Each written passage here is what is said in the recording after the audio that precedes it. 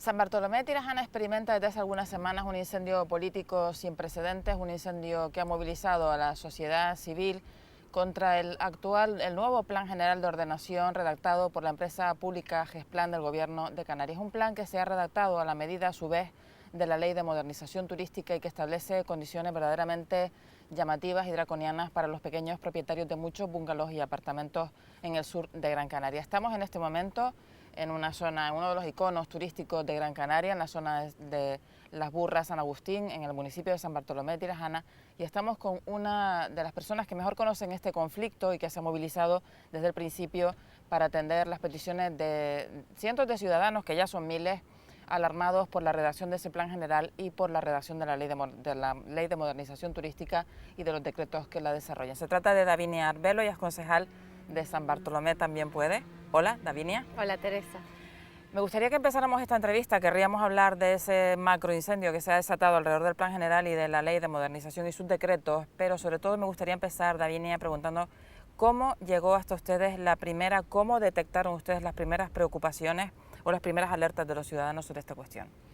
Bueno, a nosotros en un primer momento nos contactan una serie de propietarios en la zona turística, principalmente propietarios que viven en complejos donde se mantiene una relación un tanto conflictiva con la explotación y que por lo tanto se han visto forzados a estar pendientes de la normativa y de cómo esta normativa les afectaba de cara a esas relaciones con la explotación con la que conviven, ¿no?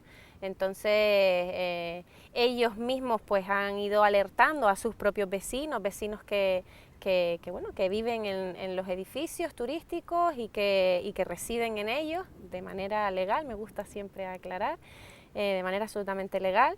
Y bueno, en ese momento cuando nos contactan, ya nos habían contactado por otro lado propietarios del famoso y tan últimamente nombrado complejo Los Salmones, y coincidieron en ese momento, coincidían que por un lado venían unos, por el otro lado venían otros, y rápidamente identificamos que eran parte del mismo problema.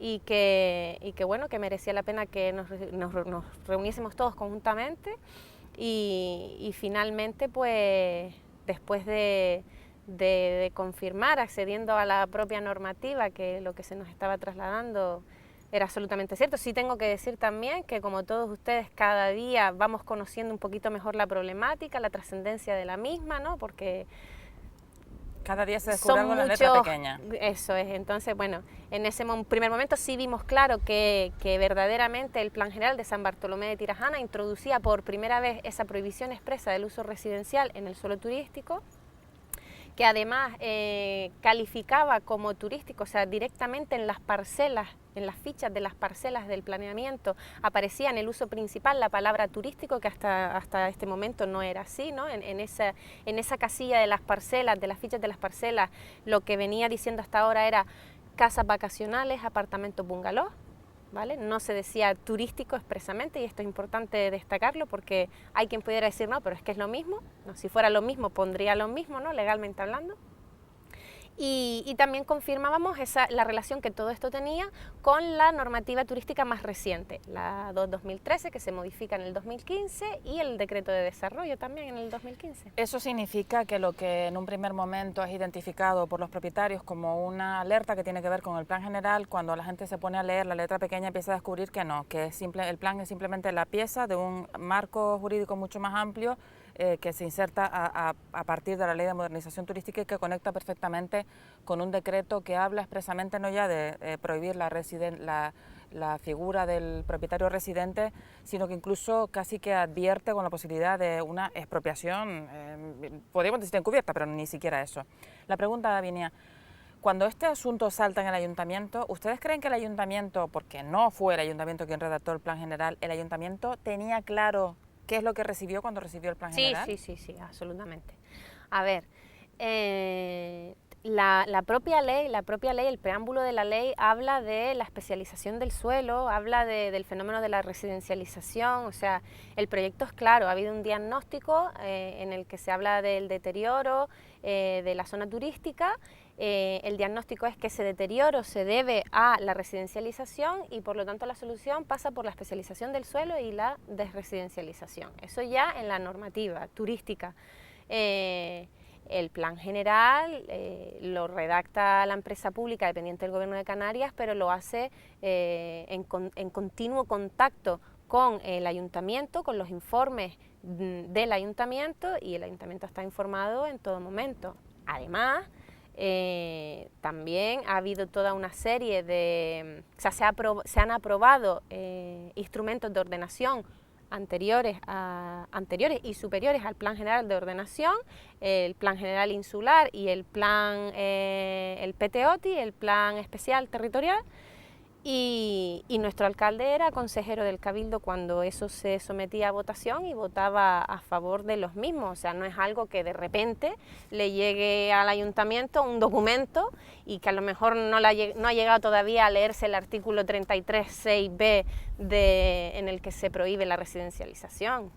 O sea, hay un diagnóstico, un objetivo claro y bueno, es un debate que yo entiendo que se ha producido a espaldas de la ciudadanía, y ahora cuando la ciudadanía recibe un poquito de información, demanda su presencia en ese debate. Usted escribió un artículo de opinión en el que decía que cuando empezó a bucear en estas comunicaciones espontáneas que le llegaban de los ciudadanos, usted empezó a descubrir casos de personas, claro, porque en San Bartolomé de Tirajana, una vez se produce la crisis económica, pues se genera un proceso de salida de muchos complejos de la explotación turística y a su vez de ocupación por familias que no tenían otra vivienda que la turística que ocupan en este momento.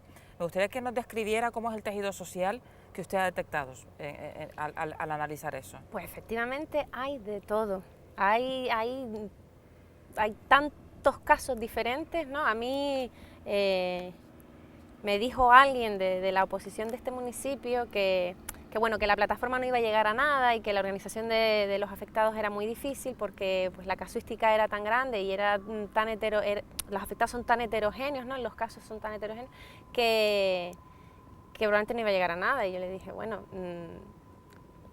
al hacer las leyes y al desarrollar decretos y reglamentos,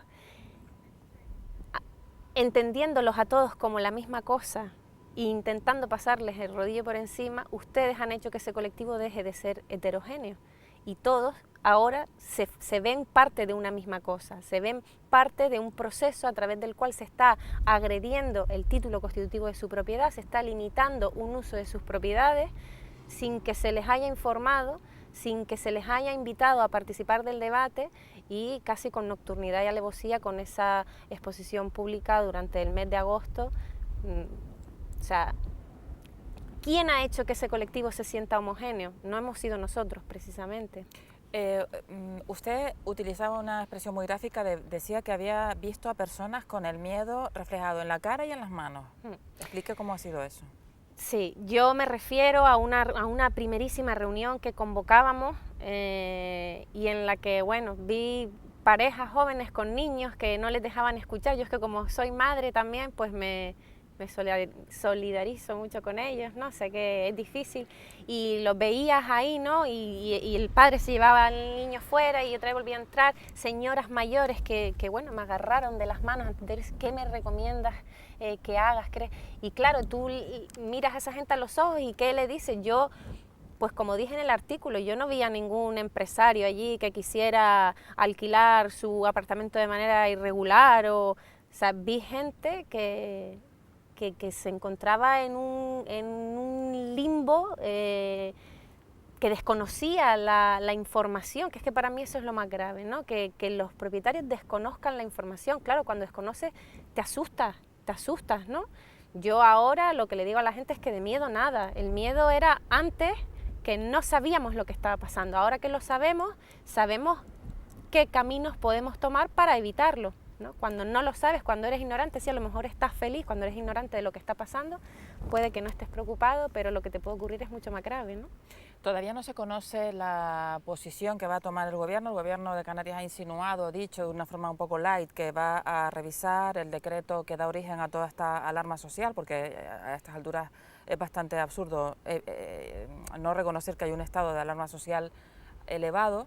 pero nadie acaba de decir en los grupos que forman parte del gobierno hacia dónde tiene que evolucionar ni la ley de modernización turística ni tampoco el decreto que la desarrolla para resolver este problema. En opinión de David Arbelo, ¿cuál debería ser, sin desarrollar todavía totalmente la cuestión, cuál debería ser el sentido que tuviera esa normativa?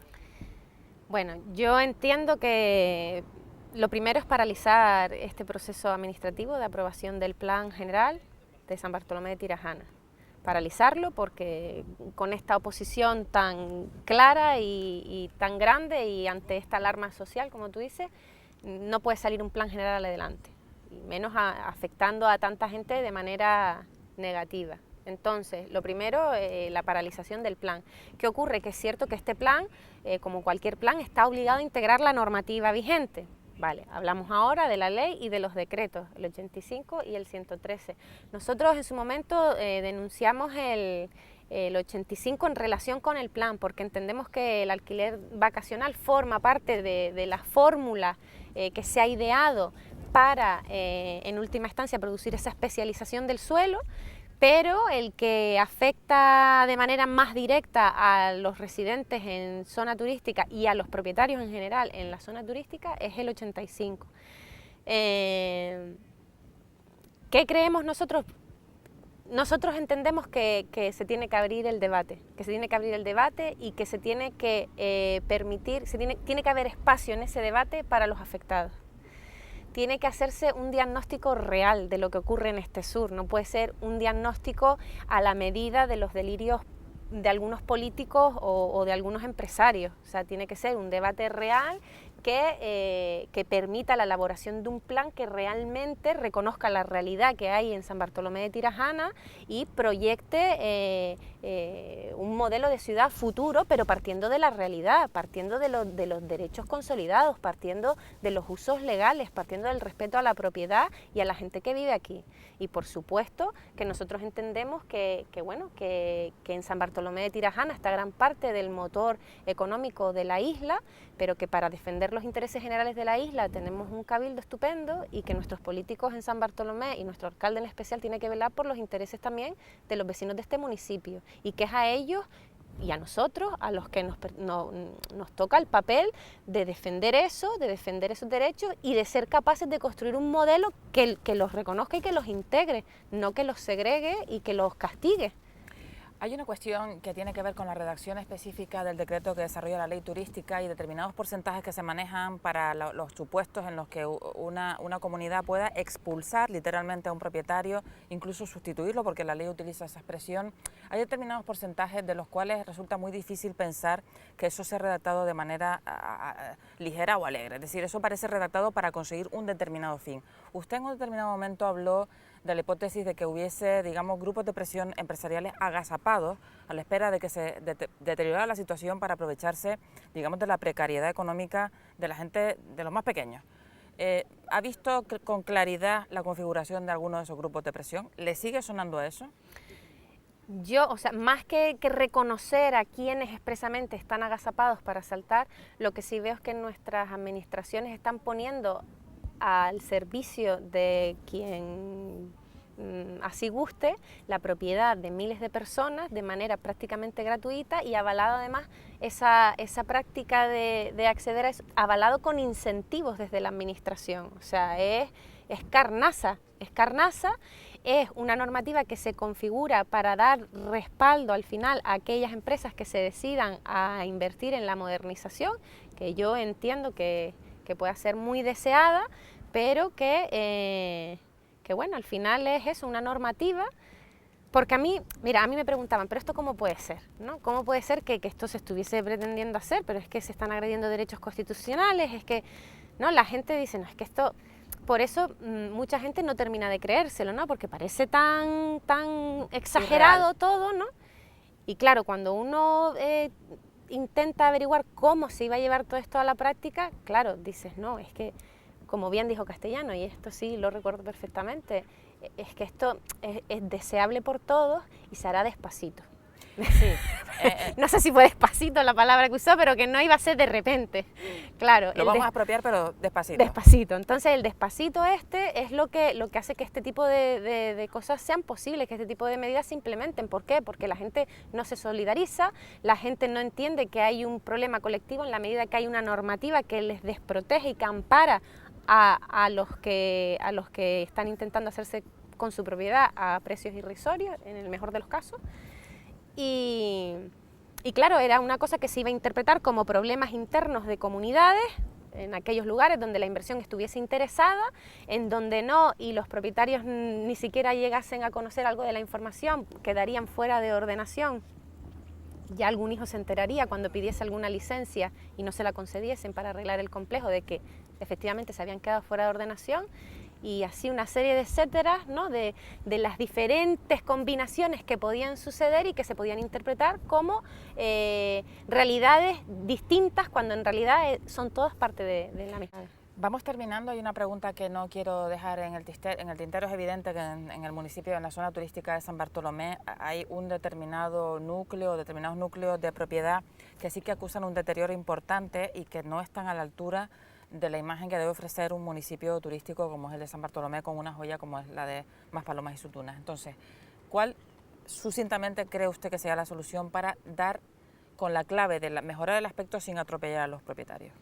Hombre, yo creo que